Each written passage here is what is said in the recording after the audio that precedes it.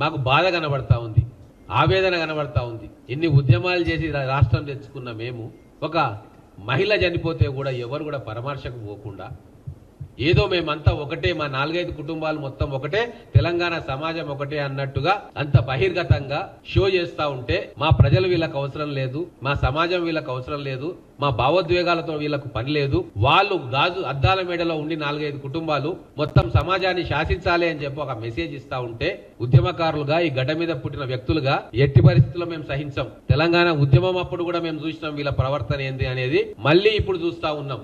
ఏ రోజు కూడా కనీసం మాట మాత్రమైనా మా పక్షాన నిలబడరు కూడా, అయినా సరే ఆదరించి వాళ్ళను సూపర్ స్టార్లుగా చేస్తా ఉన్నాం. కాబట్టి ఎన్ని తప్పులు చేసినా తెలంగాణ ప్రజలు క్షమిస్తారు అని అనుకోవడం భ్రమ.